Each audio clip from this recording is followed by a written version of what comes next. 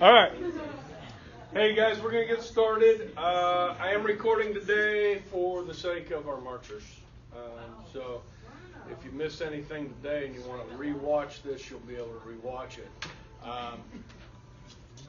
So anyhow, I believe I spoke about everything on this page here with Sacco and Vanzetti. Okay, now my other class, 6th hour, we didn't really get to talk about this, so just quick review. These guys were charged of murder in 1921 in Boston, and really kind of took on a cause celebre, if you will, where this is a sensational trial like the O.J. Simpson thing going on, okay? And so really had the country's focus and really a lot of the world's focus as well. In the end, these guys were executed in 1927 for murder, but most people were given this idea that they were innocent, that they were really killed because of this fear of foreigners and so forth. We know today, pretty much beyond a shadow of a doubt, these guys were guilty based on some information that I shared with you guys before. But it doesn't change the fact that this is the first Red Scare, okay?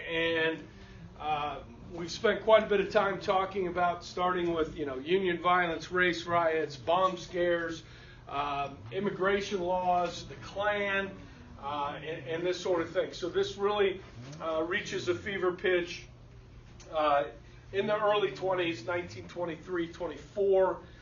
Things will calm down a little bit after that.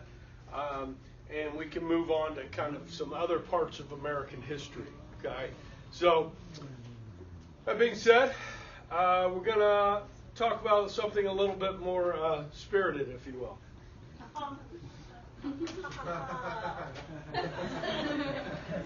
Yes, Prohibition, the 18th Amendment. Okay, with this, guys, you probably have some background knowledge of this. Prohibition does kind of have its roots right here in Kansas. Kansas was a dry state before the country went dry. Even before the 18th Amendment was proposed and ratified, Kansas and other states had already passed Prohibition. But we decided as a nation that it would be a really good idea to take something that the majority of Americans did and enjoyed and made it illegal. Okay? Alcohol, guys, as you guys know this, it has a long history in this country.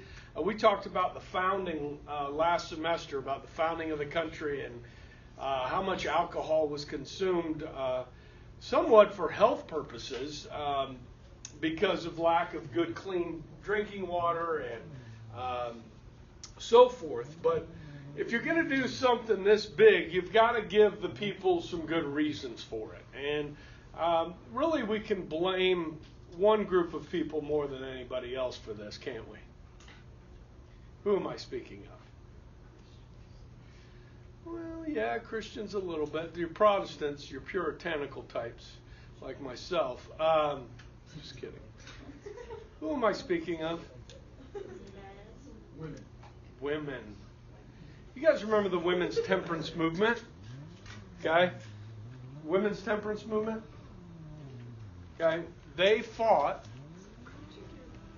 against alcohol. How many of you guys remember the name? Hey.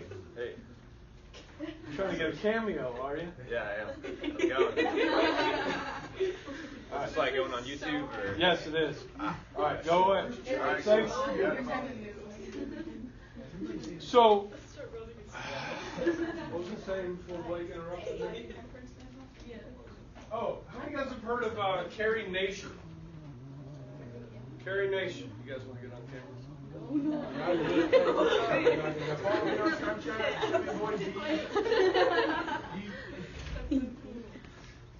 Don't leave these.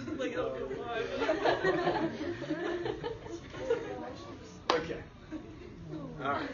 Everybody say. Come on. Over here. Let's go over here. All right. Okay. Carrie Nation. Carrie Nation? Come on, guys. You guys live in Kansas. Yeah. So the Eden Hotel downtown, she was the woman that carried the hatchet and would go into speakeasies or, go into saloons and that sort of thing and take out her frustration on those establishments. So, yeah, I mean, Kansas has a really good, interesting history when it comes to Prohibition. So they're going to actually, Congress is going to propose this during the war. Okay, it'll actually be ratified after the war in January of 1919. Now, we are going to have Prohibition really until 1933. Okay, so 1919 to 1933. Of course, some states were dry longer than that. I remember when I was in college, I was in junior college, and our college was in a dry county. You could not buy alcohol in that county. Kansas just started alcohol sales on Sunday. About 4 years ago, I think it was. You could not buy alcohol on Sunday in Kansas. Wait, 4 or 40? 4. Yeah, I mean, it's recent that we just started allowing alcohol on Sunday sales. Okay, so I mean, it's the devil's juice, you know, and it causes a lot of problems, social problems. Okay, but women were tired of their men, you know, getting drunk and beating them up and blowing all their money gambling and beating their children and just socially it became an issue for a lot of families. But if Congress is going to pass something like this, they got to come up with some reasonable things to blame on alcohol. And so one would be to conserve grain for the war effort. Okay, going to need food for the war effort. There were a lot of German immigrants. Remember, we were fighting the Germans in World War I that had come to the United States, places like Milwaukee, Wisconsin, St. Louis, Missouri, and did what? Brewed beer, okay? And so this was one way to kind of stick it to the German beer brewers. And obviously, sober and clear-headed soldiers and workers were important for the war effort, and therefore banning this substance, this would be the manufacture, the transportation, the sale, and consumption of alcoholic beverages would be prohibited. Now, there was an exception made for Mass. I don't know if you guys knew that, but you could still have wine for Mass. Okay. Now, the big problem with this is twofold. One, enforcing it. It's a federal law. Okay. And two, just basic, simple disrespect for the law. I mean, most people thought it was stupid. All right, and if you get into this a little bit, and you start talking about the psychology of it, it's more fun because it's illegal. It's risky and it's fun, and so guys, alcohol consumption during Prohibition will not go down; it will go up. More people will drink, which is the whole reason why they want to stop it, okay? We only had 1,520 federal agents to patrol 18,000 miles of border and coastline that the United States has. If you were to trek around the outside of the United States, the border and this coast, 18,000 miles. How are you going to stop this stuff from getting in? And for those that, you couldn't get it in from Canada or Mexico or through our port cities, people would just make it themselves. Okay, and so you get, stills popping up on the farm. I've had several students over the years who had grandparents that made, illegal alcohol on the farm. And then you got to sell it, okay, and then people really willing to buy it. What happens to the cost? The price of alcohol? It goes up. The quality goes down. The price goes up. All right. So this is going to turn into a situation like a black market, all right, where lots of money can be made. The demand is still there. The demand is high, but it's against the law. That means you can make a lot of money. And so what we get is organized crime. If you look at our big cities like New York and Chicago, I mean, in New York, the city's divided up into different parts of the city. The Polish control part of the city, the Jews, the Italians, control different part of the cities when it comes to controlling that trade. Chicago becomes this war zone led by Al Capone. Kansas City had a pretty strong mob influence in Kansas City. There were a lot of mobsters there. Okay? And they made hundreds of millions of dollars between 1919 and 1933 off the illegal trade of alcohol. Okay? I mean, bars, are going to become known as speakeasies. But do you guys know any cops? Okay? Do you think cops drink? Yeah, cops drink too. What about politicians? You think politicians drink? Yeah, the ones that make the laws. They're drinking too. I mean, guys, it's everywhere, okay? And there's selective enforcement of these laws. Sometimes you get some hardliners that come in, that really want to see alcohol stamped out of the community and try and bust it up and that sort of thing. And cops, doing their job. It led to a lot of violence and turf wars over this illegal trade. I mean, think about this, guys. What if we said today, tobacco is bad. Cigarettes are bad. They're bad for the public health. Let's just ban cigarettes.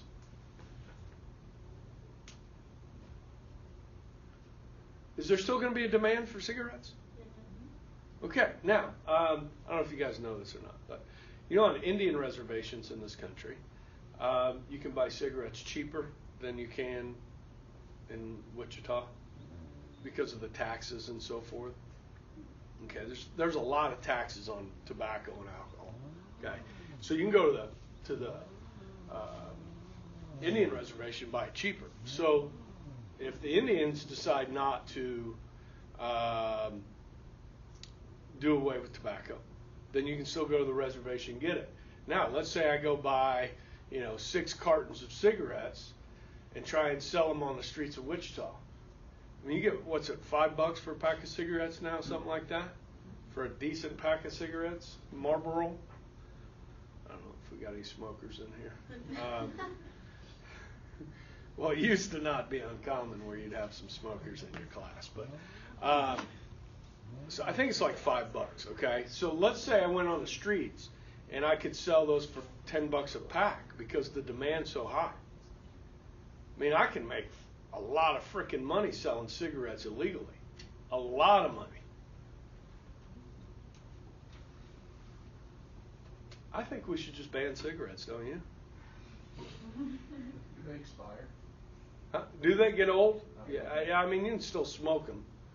They're just not good, and they get all dried out, and the tobacco dries out. That's why they put those cellophane packages on them, try and keep them fresh. But yeah, I mean, you can make a lot of money. See, this is you kind of got to think about, is this what we want government to do? I mean, we do this with illegal drugs, right? We do this with marijuana, where it's illegal. And we know people do it, and we know there's a demand for it. But then we use all these police resources to try and stop, people from selling or buying or smoking pot or transporting it. All the above, right? Is that a good use of government? Is that about drugs as a whole? I mean, if people want to be stupid and stick a needle in their arm, just let them be stupid, and they'll, eventually they'll die, and we won't have to worry about that anymore. Just like somebody drinking themselves to death. Is it the government's role to control what you put in your body?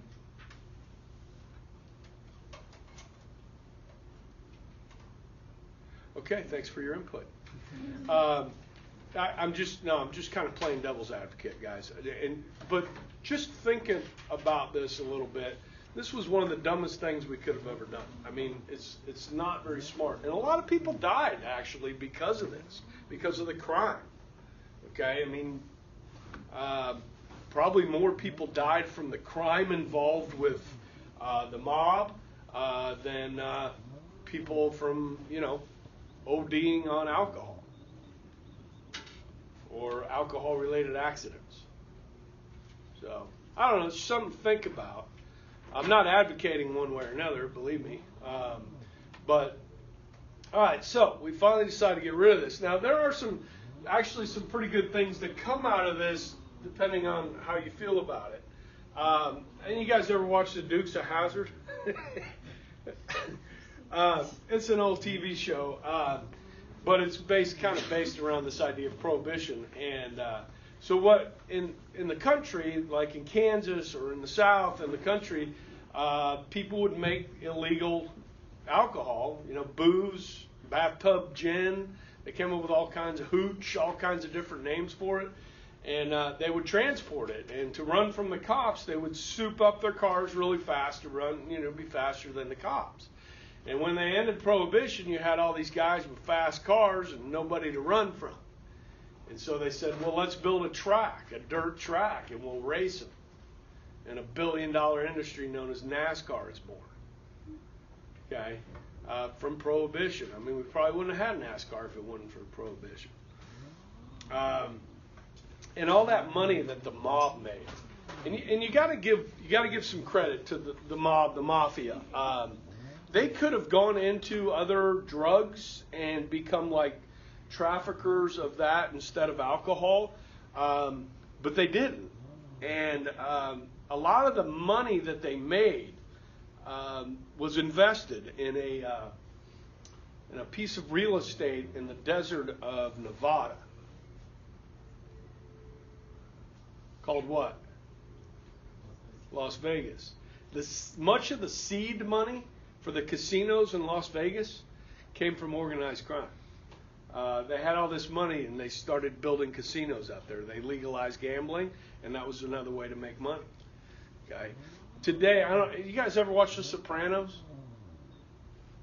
Sopranos as an HBO show. I mean, it's supposed to be pretty. I mean, I watched some of it. It's about the mafia, like modern day. Okay, and you know what their biggest business is? Trash collection. Who can think about how much trash 8 million people in New York City make? Who gets to collect that trash? Okay, gets to make a lot of money. Okay, so there's that's what the turf is over now, is over who gets to collect the trash. Still, it's big business. I mean, it's huge business collecting trash. Think about your neighborhood. Every week, all the trash. Okay, now we have I think 3 companies in Wichita that will collect your trash. For a while, government did it, and then they privatized it. Okay, and when you privatize it, you get competition, and hopefully that brings down prices for trash collection. Okay, but Waste Systems is the big one. But you have some smaller guys that are trying to compete for a piece of the pie. All right, so that's pretty interesting stuff. Great movie on this. Any of you guys taking movies in history? Okay, you're taking it now? No, I took it this way. So you watched The Untouchables, Yeah. which is a fantastic movie, guys. Great cast of characters, very bloody, but it's about Capone and Elliot Ness, who's brought in to try and bring down Capone in Chicago. It's pretty good. Yeah. Okay. Let's talk about the 19th Amendment while we're talking about amendments. And you guys know about this. This is women's suffrage. Okay. Just a little quote from President Wilson. He says, after all the great impact that women had during the Great War, working in the factories, the sacrifices they made, and so forth, he says, I see nothing wrong with giving half the population the right to vote. Because literally half the population did not have the right to vote. Okay? And so this is going to be proposed by Congress and sent to the states and will pass with little opposition. Women's time has finally come as far as suffrage goes. Okay? So the first presidential election that women are going to get to vote in is the 1920 presidential election. And guys, politics, presidential or otherwise, is changed forever. Because every candidate running for office now has a whole new constituency to think about when they're running for office. And that's women. Okay?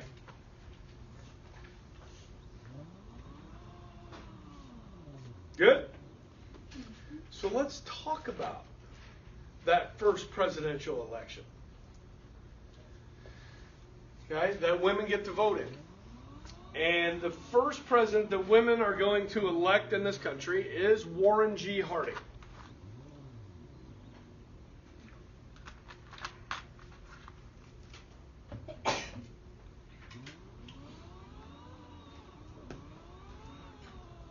Little presidential trivia for you. What state of the 50 states has produced more presidents than any other state? What's that? No? No? Most people would say Virginia. I mean, you got Jefferson, Washington, Madison, right? It's actually Ohio, which, you know, it's a little hint there. It's on the board, but okay. Yeah, more presidents from Ohio than any other president. Why do you think that is? Middle America. Well, it's an important state. Really, I mean, just recently in the last, I'd say, 7 or 8 presidential elections, Ohio's been pretty key. But anyhow, Warren G. Harding's a businessman. He started a newspaper. His newspaper grew and prospered. Got into politics, served in the Ohio State Legislature, and then as lieutenant governor and governor of Ohio. Okay. Didn't have a ton of experience when he ran for president. Like a lot of our presidents, they don't have a lot of experience. Some of them do. But he had this going for him. He was friendly and likable, silver-haired, dignified. He looked like a president. And who's voting now? Oh, wait a second. Is Mystery Bride assuming that that women would vote for a guy just based on his grandfatherly looks and his style? Is that what I'm saying? That would be sexist, wouldn't it? What if I were to say that goes for both men and women? Right? I mean, how a candidate looks and sounds impacts on whether you're going to support him or not. Believe it or not. People don't actually necessarily listen to what comes out of their mouth, but what it looks like coming out of their mouth.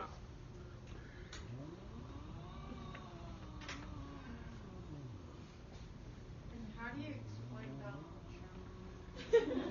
Absolute genius. What is it? What kind of genius? A stable genius. Very stable. Yeah, that's a good one. That's a tough one to explain. Yeah, I mean the hair is funky and Yeah, not even I just think you got to go default on this one. I mean it's like, who was he running against? And I think that's a big part of it. Not that she was a woman, but it was that woman. I'm serious. I mean, people didn't like either one of them. The likability factor of Hillary was, it was a big issue. There was a trust factor. Okay? I think Trump, just the fact that he was an outsider, he was successful, And I mean, some people were attracted to his political incorrectness and that sort of thing. Straight shooter, if you will. Yeah, that's a tough one to explain. Okay, but looks do matter. Okay. Okay.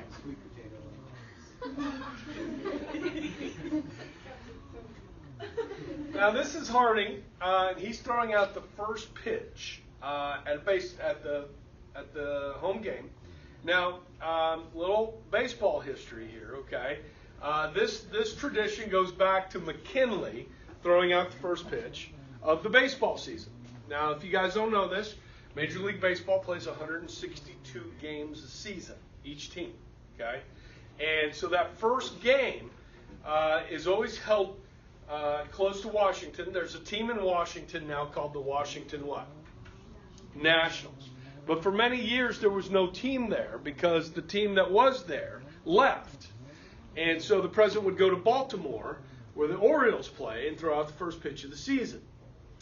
But now they have the Nationals. Okay, what was the name of the team that was based in Washington, D.C. that left and became the Milwaukee Brewers?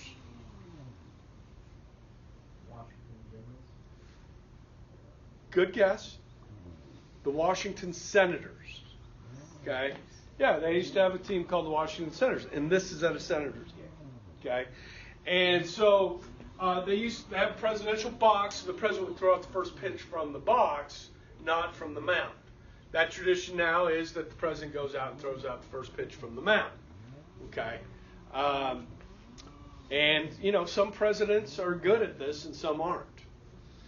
Now, Herbert Walker Bush, the father, actually pitched at Yale. He was a left-handed pitcher. And then his son, George, played a lot of baseball growing up. He didn't play in college. He was a cheerleader in college at Yale. George W. Bush. I don't know if you knew that. Okay, but George Bush could throw baseball. Barack Obama didn't grow up playing much baseball. He's a southpaw or lefty. Okay, and we got any softball players in here? Okay, so I don't know if this offends you or not, but President Obama kind of threw like a girl. Okay, kind of this way, you know, the palm up thing going like that. If I were to take somebody in here that's never thrown a baseball and throw a baseball, that's kind of what President Obama looks like. I think it would be a compliment. I don't know if it would be a compliment for you, Adrian, or not, to say you throw like a boy. Yeah. That'd kind of be a compliment, right? Yeah. See, I'm trying to get my daughter to throw more like a boy. Okay, she's still kind of a pancaker, you know, like this, right? Yeah. We want that action. We want that whip, right? Okay, so we've been working on that. Okay, throw more like a boy. Sorry. Huh? Yeah, I know. This isn't going to work much longer. I mean, I'm old and I'm a bad human being because I don't know these pronouns right. But no, it's just like yeah, it's just assuming that girls throw bad. And most of them do. Am I right, Adrian? You're right. Yeah. Just go to softball tryouts, okay, and watch. Some of those girls will throw like boys, and some of them will throw like girls. The ones that throw like boys, they're going to make the team. Am I right? You're right. I'm right. Sorry if I offended anybody. But some presidents are really good at this, and I don't know if you guys ever saw the clip, and maybe I'll start class with it tomorrow. But to me, the first pitch that I remember more than any was after 9/11. It was September, so we're getting to the playoffs in Major League Baseball. And after 9/11, they canceled games for a couple of days there. And the Yankees were supposed to play at home, and the attack had taken place, in New York City, and basically we said as a nation, we're not going to let these terrorists win. We're not going to let them stop us from doing the things that we do every day. And so that first game back, President Bush came, and it was in Yankee Stadium, and he comes out, and it's just electric. It's chants of USA, USA, USA, and he goes out, waves at the crowd, everybody's cheering, and he goes out and just freaking throws a strike right there. You know, I mean, it was pretty sweet. It was a very prideful moment for America. So it's kind of a neat tradition. All right. So with Harding, guys, we are going to kind of break down his cabinet. We won't do this with every president. Now, the reason why we're going to do it with this president is because the Harding administration is known by many historians as the most corrupt administration in American history. So let's talk about it, okay? So Harding had some very good appointments, wise appointments, and then he had some that kind of destroyed him. And some would say actually helped lead to his death, okay? Because Harding is not going to make a full term here. Here are some of the good appointments they made. Of course, Herbert Hoover is going to go on to become president, okay? He will be the Secretary of Commerce. Charles Evan Hughes, down here on the bottom, he is a person that has quite a bit of diplomatic experience and really is a good fit for the job. Andrew Mellon with 2 L's. Andrew Mellon, I don't know if you guys have ever heard of Carnegie Mellon Institute, Carnegie Mellon College. This is the Mellon we're speaking of here. He's going to be the Secretary of Treasury. Guys, this is kind of interesting. Mellon will be the Secretary of Treasury for a long time. He's going to be the Secretary of Treasury under Harding, under Coolidge, and under Hoover. Okay, it's very rare to see a cabinet position stay on through multiple presidents, even 2 terms. So, like, a lot of times, cabinet members will just serve 1 term with the president, and then they'll bring in somebody new. 4 years, and most of them are out. Okay, Mellon's going to stick around for a long time. So we're going to be talking about him for a long time. With 2 L's. Mellon. Okay. This is where Harding gets into trouble. These guys. And I just list a couple here, but there are others that are going to cause him problems. Speaking here of Albert Fall, an old friend of Harding. Now, this is where you get in trouble. You know, you bring your friends along. Anytime you get a new president, okay, you're going to get people coming in from that state. So when Bush was elected, a lot of people from Texas came to Washington, D.C. When Clinton was elected, a lot of people from Arkansas came to Washington, D.C. When Obama, a lot of people from Chicago. All right? So Harding's going to bring his buddies from Ohio that helped him get elected. Those people that he surrounded himself with in state government. Some of these people are qualified and some of them are not. Albert Fall will become the Secretary of Interior. What is that job? What does the Interior Secretary do? Okay, national parks, federal lands. Okay, guys, the federal government owns large swaths of lands in this country. Okay, what do they do with them?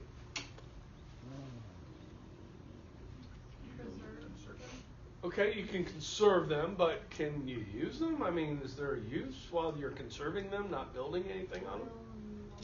Tourism. How about cattle? Allowing cattle to graze on federal land for rent. Of course, you'd have to pay rent, using that. What about oil? I mean, do you think there's any oil under any of the federal lands? What about oil companies being able to lease those lands for oil exploration or getting oil out of the ground? Yeah. Okay, this is what Albert Fall does. He leases federal lands, and gets the money, but then he doesn't tell anybody about it, and he keeps the money for himself. This is known as the Teapot Dome scandal, and Albert Fall is going to go to jail. Okay, what does that make the president look like? Makes the president look corrupt, doesn't it? If his cabinet's doing it, it makes him look bad. Your parents ever tell you, you are who your friends are? Watch out with who you're hanging out with? Yeah. Well, same thing here, guys. Okay. Yeah, this Albert Fall's going to jail. And when we're talking about conservation, he wasn't really a conservationist. Okay. Now Harry Daugherty is going to become the Attorney General. This is the top law enforcement officer that enforces federal law. Okay. Harry Daugherty was not qualified for this job. Okay, but he helped Harding get elected. He was his campaign manager. He says, "Hey, thank you for getting me elected. I'm going to reward you with a new job." He's the Attorney General. Harry Daugherty will end up actually trying to kill himself, which doesn't bode well for Harding. Okay, this group of advisors that Harding surrounded himself are going to get a nickname called the Ohio Gang.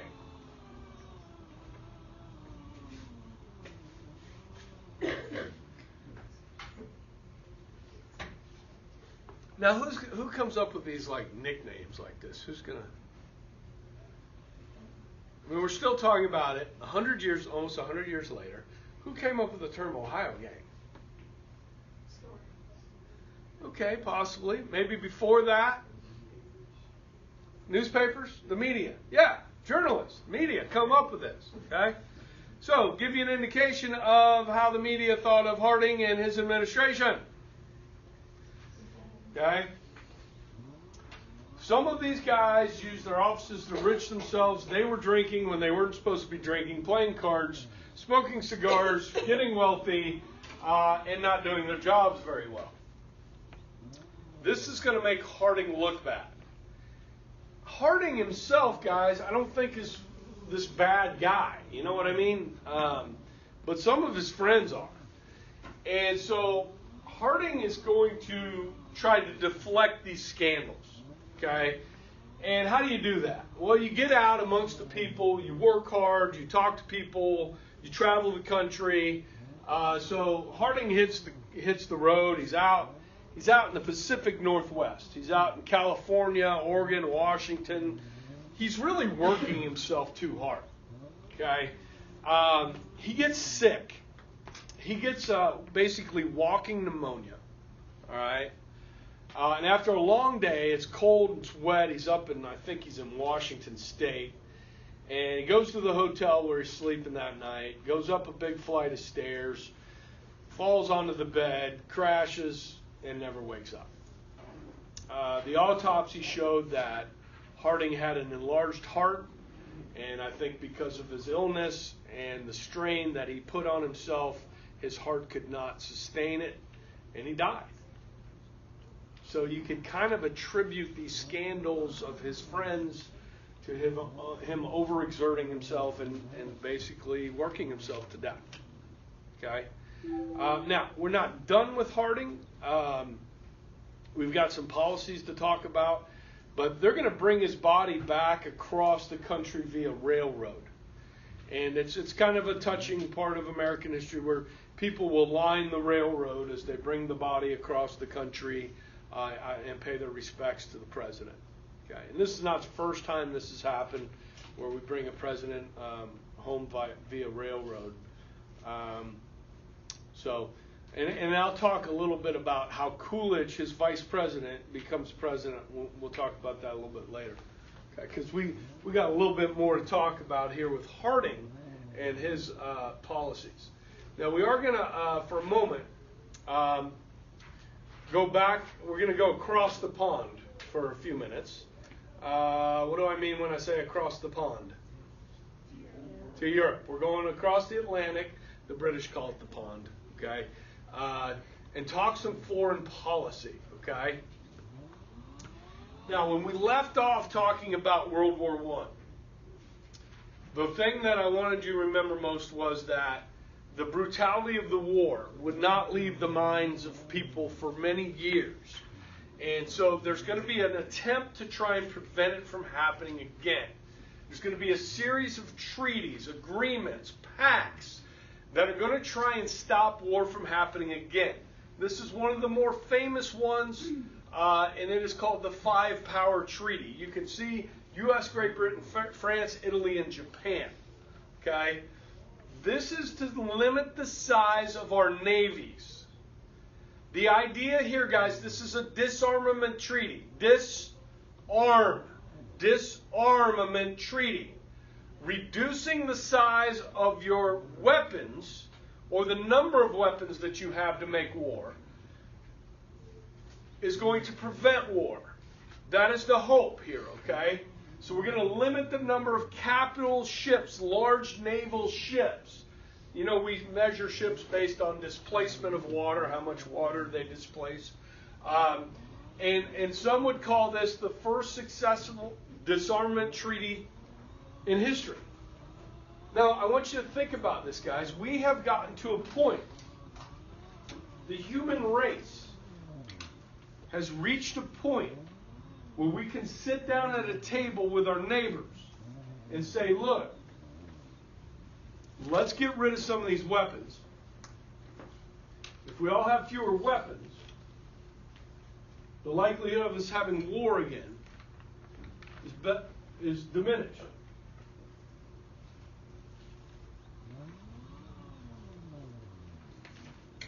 Right? Now, one of those 5 countries is going to violate this treaty. What happens when one of these countries violates this treaty? What does the pact say? Does the treaty say if one of these 5 countries violates this treaty, the other 4 go to war with it so that we enforce the treaty? No. We're trying to avoid war here. We're trying to avoid conflict. Yes? So what if one of these nations breaks it? What do you do?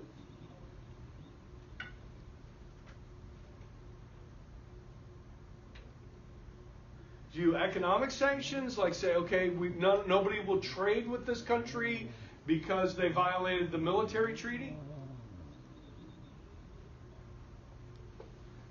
But that's going to lead to what? Conflict. Economic conflict, which could lead to military conflict. What am I trying to say here, guys? Is that this treaty is a piece of paper. That's all it is. And either people are going to abide by it or they're not. What's the only thing keeping them abiding by it? Is really their word. You guys ever lied before? Huh?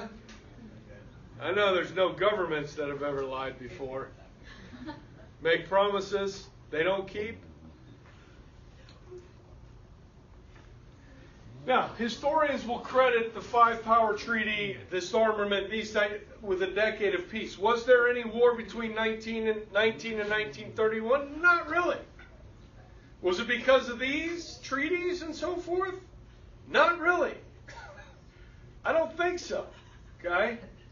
Japan is growing. Japan is an island. It wants to get stronger. In order for this island nation to get stronger, it needs what? It needs more resources, which are limited on the island. They need more land. You're right. They need more raw materials. Okay? They are going to get faster. But I'm going to tell you guys, it's not going to be Japan that is the first to violate this treaty. Yes. Nope. We're out of choices. France. The one least likely to think would violate this, right, is France. And they're going to violate it because of Italy. In 1922, Benito Mussolini is going to come to power in Italy. And he's what we're going to call a fascist. In fact, Mussolini's going to call himself a fascist. In fact, Mussolini is the first fascist. He coins the term fascist. Okay? France, concerned about Mussolini's rhetoric, saying things like, we are going to create a new Roman Empire. Now, was France at any point during the Roman Empire part of the Roman Empire? Geographically? Yes, it was. And so France is saying to itself, hey, we got this nut job down here in Rome that wants a new Roman Empire. Maybe now's not the time to be shrinking the size of our navy. Self-preservation, if you will. Okay, pay attention here, because I'm giving France credit.